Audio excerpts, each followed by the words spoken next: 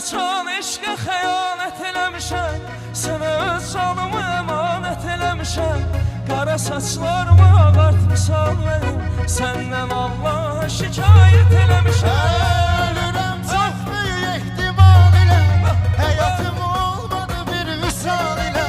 Mən müqəddəs sayaraq xəyal ilə, qara gözlərimi ziyarət eləmişəm. Bir sual da verməyib mənə yönəlib, demişəm getmə qayıt yenə yönəlib.